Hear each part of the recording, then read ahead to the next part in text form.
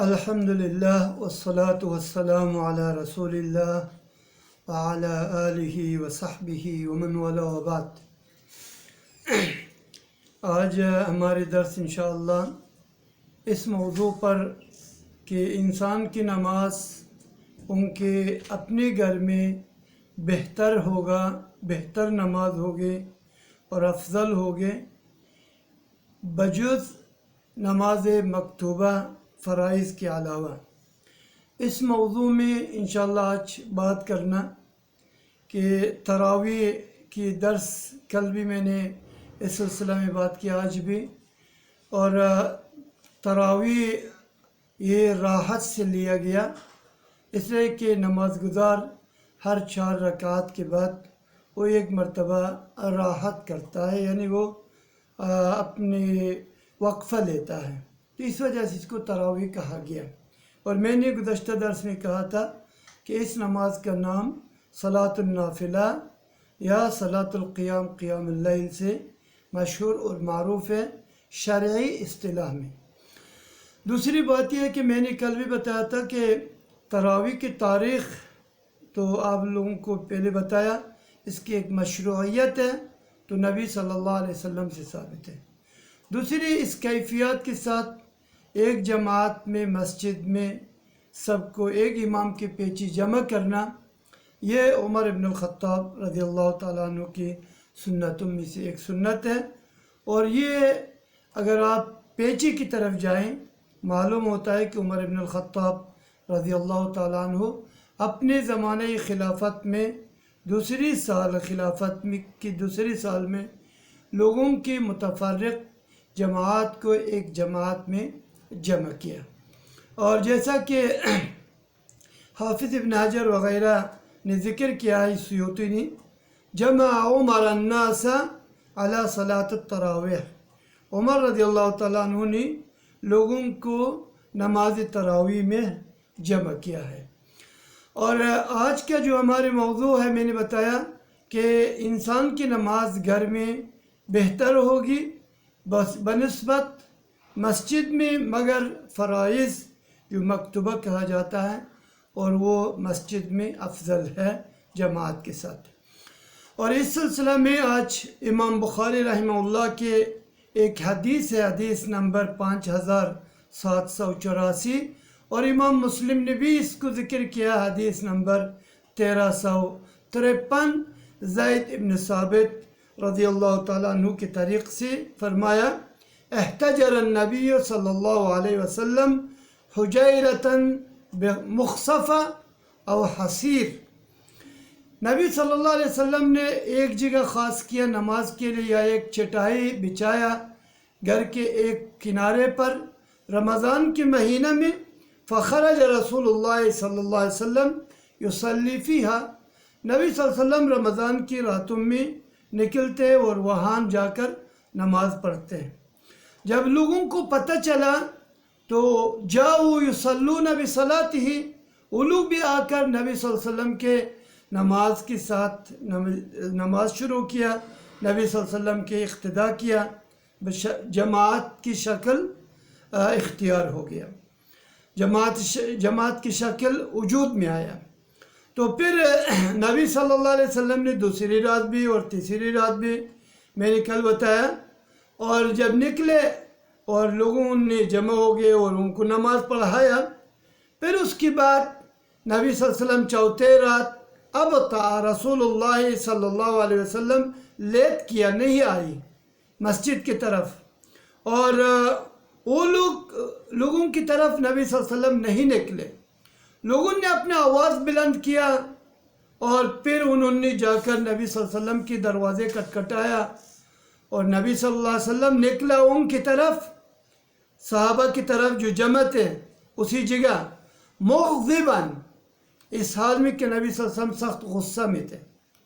اور ان سے کہا کہ ما زال بکم صنیعکم حتی ظننتم انہ ستکتب علیکم، کہا کہ یہ آپ لوگوں کی جو طریقہ ہے جمع ہونا ہر رات، تو یہ اگر مستمر دائم رہی تو میرا خوف ہے کہیں یہ نماز آپ لوگوں کے اوپر فرض کے طور پر نہ لکھا جائے یا فرض نہ کیا جائے۔ تو نبی صلی اللہ علیہ وسلم کی یہ ریمارکس دیکھیں، فَعَلَيْكُمْ بِالصَّلَاةِ فِي بُيُوتِكُمْ، آپ اپنے اوپر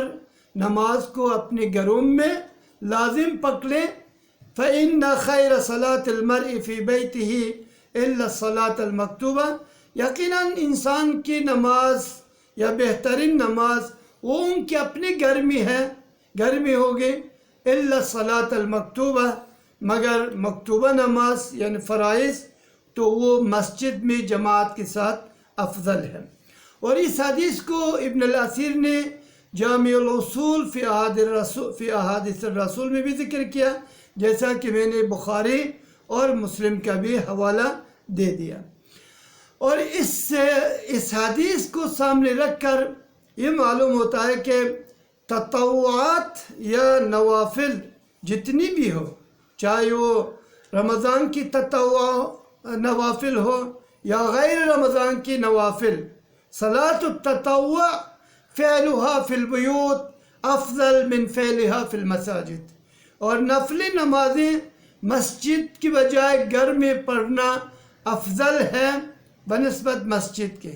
یعنی اس کو گھر میں ادا کرنا زیادہ افضل ہے، چاہے سنن قبلیہ ہو یا سنن بعدیہ ہو یا دوسری سنتیں، مگر تحیت المسجد جو مسجد کے ساتھ خاص ہے یا وغیرہ بعض نمازیں۔ اور اس پر تصریح بھی موجود ہے صراحتاً، امام ابو داؤد کے ایک روایت کے ایک جز میں موجود ہے، زید بن ثابت رضی اللہ تعالیٰ عنہ نے فرمایا صلاة المرء فی بیتہ افضل من صلاته فی مسجد هذا الا المکتوبہ۔ زید بن ثابت نے رسول اللہ صلی اللہ علیہ وسلم سے نقل کیا، فرمایا رسول اللہ صلی اللہ علیہ وسلم نے صلاة المرء فی بیتہ افضل، کسی انسان کی نماز ان کے اپنے گھر میں یہ افضل ہے، من صلاته فی مسجد، ان کی نماز سے میرے اس مسجد میں، هذا الا المکتوبہ، مگر مکتوبہ فرائض، اور وہ مسجد میں جماعت کے ساتھ افضل ہے، جیسا کہ مشہور اور معروف ہے احادیث میں، ابو ہریرہ اور عبداللہ ابن عمر کے حدیث میں موجود ہے۔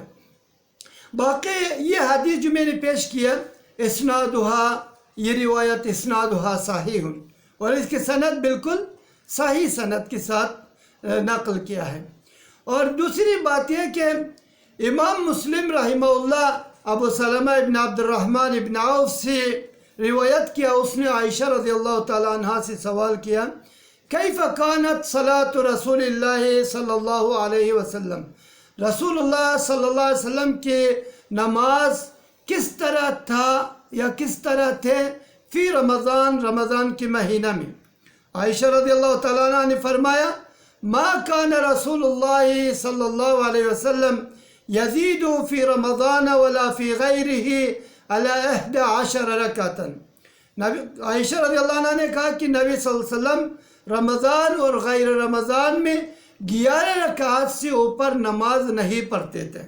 البتہ بخاری کی روایت میں ذکر کیا عائشہ رضی اللہ تعالیٰ عنہ نے کہ نبی صلی اللہ علیہ وسلم 8 رکعات سے زیادہ نہیں پڑھتے تھے۔ میں نے کل بھی بتایا تھا کہ اکثر بیشتر نبی صلی اللہ علیہ وسلم کے رات کی نماز وہ 8 رکعات، کبھی کبھار 11 اور کبھی کبھار 13 بھی ہے، جیسا کہ عبداللہ ابن عباس رضی اللہ تعالیٰ عنہ کی روایت سے ثابت ہے۔ عائشہ رضی اللہ تعالیٰ عنہ نے رسول اللہ صلی اللہ علیہ وسلم سے کہا کہ یا رسول اللہ اتنام قبل ان توتر، کیا آپ سوتے ہیں یا سو رہے وتر پڑھنے سے پہلے؟ فقال، نبی صلی اللہ علیہ وسلم نے فرمایا یا عائشہ ان عینی تنامان ولا ینام قلبی، میرے 2 آنکھ تو بند ہو جاتے ہیں لیکن ولا ینام قلبی، میرے دل بند نہیں ہوتا ہے۔ میں اس حدیث کے مختصر شرح عمدۃ القاری جو علامہ عینی کی کتاب حنفی ہے اس سے پیش کروں گا۔ علامہ عینی رضی اللہ تعالی رحمہ اللہ نے اس کی شرح صحیح مسلم کی ایک روایت سے پیش کیا، کہا کہ افضل الصلاۃ صلاتکم فی بیوتکم، آپ لوگوں کی سب سے بہترین اور افضل ترین نماز اب فی بیوتکم آپ کی نماز آپ کے اپنے گھروں میں، اور امام عمدۃ القاری کہہ رہے کہ الا صلاۃ الجماع، مگر جماعت کے علاوہ، جماعت وہ گھر میں مسجد میں افضل ہے۔ وصلی اللہ تعالی علی محمد وعلی آلہ وصحبہ اجمعین۔